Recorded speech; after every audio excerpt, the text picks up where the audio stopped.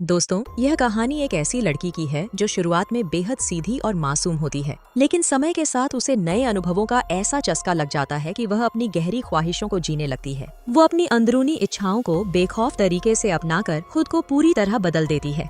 आइए देखें कैसे वह अपने जिंदगी में उमंग और जोश की नई लहर लाती है। कहानी की शुरुआत में हमें एक स्कूल को दिखाया जाता है जहां एलिस पढ़ती हैं। जिस स्कूल में वो पढ़ती हैं उस स्कूल के नियम बहुत स्ट्रिक्ट होते हैं, जैसे कि अगर कोई लड़की छोटी स्कर्ट पहनकर आती है तो उसे पनिशमेंट दी जाती है। इसके बाद हम क्लास का सीन देखते हैं जहां फादर मर्फी सभी बच्चों को सेक्सुअलिटी का चैप्टर पढ़ा रहे थे। फादर मर्फी सभी बच्चों को बताते हैं कि किसी भी लड़के या लड़की को इंटीमेट तभी होना चाहिए जब उनकी शादी हो चुकी हो। अगर वह बिना शादी के एक दूसरे के करीब आते हैं तो ईश्वर की नजरों में यह पाप माना जाएगा। तभी क्लास का एक लड़का फादर मर्फी से पूछता है कि इंटीमेट होना गलत है तो क्या मास्टरबेशन करना भी गलत है। तो फादर उसको समझाते हैं कि मास्टरबेशन करके तुम बच्चे पैदा नहीं कर सकते, इसलिए यह भी पाप है, इसलिए ऐसा कुछ भी मत करना। क्लास खत्म होने के बाद एलिस अपनी फ्रेंड लोरा से मिलती है। लोरा एलिस से बोलती है कि मैं स्कूल के नियमों से तंग आ चुकी हूँ क्योंकि स्कूल वाले इंटीमेट होने को भी पाप समझते हैं। और लोरा एलिस से पूछती है कि क्या मास्टरबेट करना भी पाप है। तो एलिस कहती है इसमें कोई पाप नहीं है, यह तो हर इंसान करता है अपनी खुशी के लिए। इसके बाद एलिस अपने घर आ जाती है जहाँ घर पर वह अकेली थी, इसलिए वह अपने कंप्यूटर पर बैठकर चैटिंग करने लगती है। अचानक उसे एक अजनबी आदमी का मैसेज आता है जिसमें वह उसे एडल्ट फोटो भेजता है। पहले तो एलिस को शर्मिंदगी महसूस होती है, लेकिन फिर उसे उस फोटो को फिर से देखने की जिज्ञासा होती है और वह उसे देखती है। वह आदमी उसे मैसेज करता है और उसकी उम्र और लोकेशन के बारे में पूछता है, तो एलिस भी उसे अपनी जानकारी दे देती है। फिर वह आदमी एलिस से उसकी फोटो मांगता है और एलिस अपनी समझदारी दिखाते हुए अपनी बेस्ट फ्रेंड की फोटो भेज देती है। वह फोटो देखकर वह आदमी कहता है तुम कितनी खूबसूरत हो। इसके बाद दोनों के बीच रोमांटिक बातें होने लगती हैं, जिससे एलिस धीरे धीरे इंटीमेट होने लगती है और मजे करने लगती है। लेकिन तभी उसके मॉम डैड घर पर आ जाते हैं, इसलिए एलिस जल्दी से अपने कंप्यूटर को बंद कर देती है। अगले दिन एलिस अपनी दोस्त लोरा के साथ स्कूल में नजर आती है जहां वे आपस में बातें कर रही होती हैं। तभी उनकी एक कॉलेज फ्रेंड वेद उनके पास आती है और मजाक में एलिस से कहती है एलिस आजकल तुम तो बड़े कांड कर रही हो। लेकिन एलिस को उसकी बात का मतलब समझ नहीं आता। इस बीच लोरा वेद से पूछती है कि वह उनकी पार्टी में क्यों नहीं आई थी। वेद बताती है मैं स्कूल की तरफ से एक ट्रिप पर गई थी और उस ट्रिप ने मेरी जिंदगी पूरी तरह बदल दी। हालांकि वेद की ये बात लोरा और एलिस को पूरी तरह समझ नहीं आती। वेद के वहाँ से चले जाने के बाद एलिस एक चॉकलेट खाने लगती है, लेकिन उसका खाने का तरीका थोड़ा अजीब होता है। यह देखकर आसपास के लड़के हंसने लगते हैं। उनकी हंसी से परेशान होकर एलिस वहाँ से उठकर चली जाती है। एक दिन स्कूल की एक टीचर एलिस के पास आती है और उससे कहती है तुम अपनी बॉडी के साथ ऐसी हरकतें नहीं कर सकती क्योंकि यह गॉड की देन है। यह सुनकर एलिस को समझ आता है कि उसकी निजी बात पूरे स्कूल में फैल चुकी है और लोग उसके बारे में गलत सोच रहे हैं। शर्मिंदगी और पछतावे से भरी एलिस अपने गुनाहों की माफी मांगने के लिए फादर मर्फी के पास जाती है और अपने बारे में सब कुछ सच सच बता देती है। फादर मर्फी उसे समझाते हैं शादी से पहले इस तरह के विचार और काम गलत हैं। तुम्हें अपनी गलती का प्रायश्चित करना चाहिए। चर्च जाकर प्रे करो और अपने मन को शुद्ध करो। एलिस उनकी बात मानकर चर्च जाती है और ईश्वर से अपनी गलतियों की माफी मांगती है। वह फैसला करती है कि उसे अपने दिमाग को व्यर्थ की बातों से हटाकर शांति और अध्यात्म की ओर ले जाना होगा। इसलिए एलिस स्कूल ट्रिप पर जाने का निर्णय लेती है जहां वह अपने मन को शांत करने और गॉड के बारे में अधिक जानने की कोशिश करने की सोचती है। उसकी दोस्त लोरा भी इस ट्रिप का हिस्सा बनती है। हालांकि एलिस के मन में एक और योजना थी। गॉड के बारे में जानने की बजाय वह अपने स्कूल के एक लड़के के करीब जाने और उसे इम्प्रेस करने की कोशिश में थी। थोड़ी देर बाद सभी बच्चे उस जगह पहुंचते हैं जहां उनका कैंप था। कैंप से कुछ बच्चे बाहर आते हैं जो उनके ग्रुप के लीडर थे। उनमें से एक लड़का जिसका नाम क्रिश था वो एलिस की नजरों में तुरंत खास बन जाता है। क्रिश को देखते ही एलिस के दिल में हलचल मचने लगती है। तभी वहाँ की इंचार्ज नैना सबको अंदर बुलाने के लिए आती हैं। नैना सभी बच्चों से उनके फोन जमा करने को कहती हैं क्योंकि इस ट्रिप पर फोन ले जाना मना था ताकि बच्चों का पूरा ध्यान ट्रिप रहे। हालांकि एलिस झूठ बोलकर कहती है कि उसके पास फोन नहीं है और अपना फोन छुपा लेती है। इसके बाद सभी बच्चों को हॉल में बिठाया जाता है जहां फादर मर्फी बच्चों को अलग अलग ग्रुप्स में बांटते हैं। एलिस को क्रिश के ग्रुप में शामिल किया जाता है जिससे वह मन ही मन खुश हो जाती है। फिर फादर मर्फी सभी बच्चों से कहते हैं कि तुम यहाँ आए हो यह ईश्वर ने पहले से प्लान कर रखा है और तुम 4 दिनों तक यहाँ रहकर अपनी जिंदगी के बारे में सीखोगे जो कि ईश्वर चाहते हैं। जिसके बाद फादर मर्फी सभी बच्चों को एक पेपर देते हैं जिस पर फीलिंग के बारे में लिखा था। फादर मर्फी कहते हैं कि तुम सभी को इस पर टिक करके बताना है जो तुमने यहाँ आने से पहले महसूस किया है। तो सभी बच्चे अपने अपने मूड के हिसाब से आंसर पर टिक कर देते हैं, लेकिन एलिस थोड़ी उलझन में टर्न ऑन आंसर पर टिक कर देती है, क्योंकि हाल ही में उसके मन में कुछ निजी इच्छाएं जागी थी। लेकिन जैसे ही उसे एहसास होता है कि उसका जवाब गलत समझा जा सकता है, वह घबरा जाती है। उसे डर लगने लगता है कि अगर यह बात सबके सामने आ गई तो उसका मजाक उड़ाया जाएगा। वह उस टिक को हटाने की कोशिश करती है, लेकिन इससे पहले ही फादर मर्फी सभी बच्चों से पेपर इकट्ठा कर लेते हैं। एलिस बेचैनी से सोचने लगती है कि आगे क्या होगा। इसके बाद नैना सभी के सामने आकर कहती है, पहले मुझे हमेशा ऐसा लगता था कि मेरे मम्मी पापा मुझसे प्यार नहीं करते, लेकिन यहाँ आने और इन दिनों को जीने के बाद मेरी सोच पूरी तरह बदल गई है।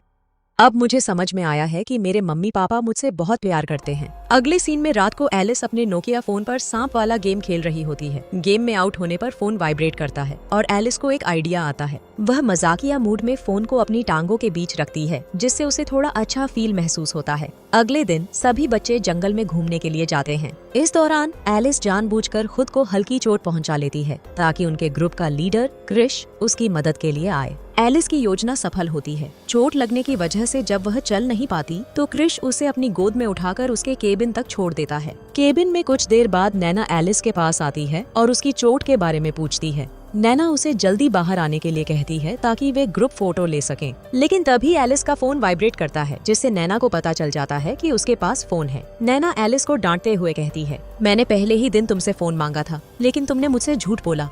अब मुझे इस बारे में फादर से बात करनी होगी। इसके बाद सभी बच्चे ग्रुप फोटो खिंचवाते हैं। फोटो के बाद फादर मर्फी एलिस को बुलाकर डांटते हैं। वह कहते हैं, तुमने फिर से हमारे नियमों का उल्लंघन किया है। इसके लिए तुम्हें सजा के तौर पर पूरे केबिन की सफाई करनी होगी।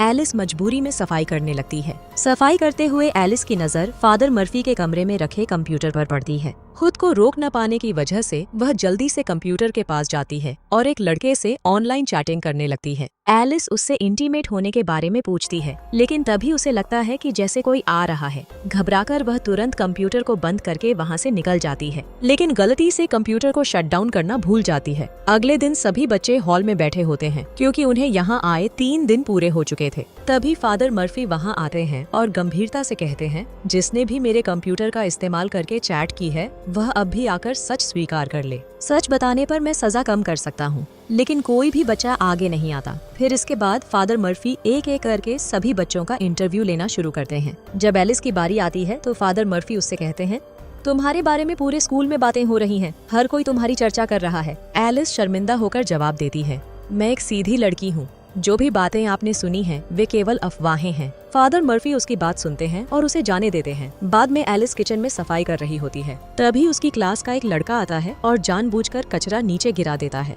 एलिस गुस्से में कहती है, तुम्हारी वजह से ही मैं पूरे स्कूल में बदनाम हो रही हूँ। लड़का पलटकर जवाब देता है, तुम भी कोई कम नहीं हो, तुम्हारी वजह से ही मेरा ब्रेकअप हुआ है। तभी फादर मर्फी वहाँ आते हैं और उस लड़के को किचन से बाहर भेज देते हैं। एलिस फिर से सफाई करने में लग जाती है, लेकिन काम करते हुए उसकी नजर खिड़की से बाहर जाती है, जहाँ वह देखती है कि नैना और स्कूल का एक लड़का एक दूसरे के काफी करीब हो रहे हैं। यह देखकर एलिस के मन में कई भाव उठते हैं, लेकिन वह खुद को काम में व्यस्त रखने की कोशिश करती है ताकि उन विचारों से बच सके। सब कुछ हो जाने के बाद एलिस अपनी दोस्त लोरा के पास जाती है और उसे नैना की हरकतों के बारे में बताती है, लेकिन लोरा उसकी बातों पर यकीन नहीं करती और कहती है, तुम्हारे दिमाग में हर वक्त बस रोमांस चलता रहता है, इसलिए तुम्हें हर कोई तुम्हारे जैसा ही लगता है। तुम बहुत गलत सोचती हो एलिस, आज के बाद मुझसे बात करने की कोशिश मत करना।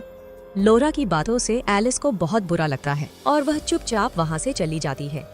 अगले दिन सफाई करते हुए एलिस को उसी लड़के का ब्रेसलेट मिलता है जिसने स्कूल में उसकी अफवाहें फैलाई थीं। वह उस ब्रेसलेट को उठाकर फादर मर्फी के कंप्यूटर के पास रख देती है। तभी उसे किसी के आने की आहट सुनाई देती है। डरकर वह पास ही छुप जाती है। वह देखती है कि फादर मर्फी आते हैं और अपने कंप्यूटर पर कुछ देखने लगते हैं। एलिस चुपचाप देखती है और हैरान रह जाती है जब उसे पता चलता है कि फादर मर्फी एडल्ट वीडियो देख रहे हैं। यह देखकर एलिस को गुस्सा आता है। वह सोचने लगती है, ये खुद तो मजे कर रहे हैं और दूसरों को ज्ञान देने में लगे रहते हैं। बाहर आकर एलिस का सामना क्रिश से होता है। क्रिश को देखकर एलिस के मन में अलग अलग भाव उमड़ने लगते हैं और वह अचानक उसे किस कर लेती है। पहले तो क्रिश चुप रहता है, लेकिन फिर उसे अपनी गलती का एहसास होता है। वह तुरंत वहाँ से हट जाता है और भाग जाता है। रात को सभी बच्चे अपने अपने ग्रुप में मस्ती और गाने बजाने में व्यस्त होते हैं, लेकिन एलिस का मन सुबह हुई घटना के बारे में सोचकर बेहद बेचैन था। परेशान होकर एलिस चुपचाप निकल जाती है और पास के एक बार में पहुँचती है। बार में उसकी मुलाकात जीना नाम की एक लेडी से होती है। जीना एलिस को परेशान देखकर उससे बात करने लगती है।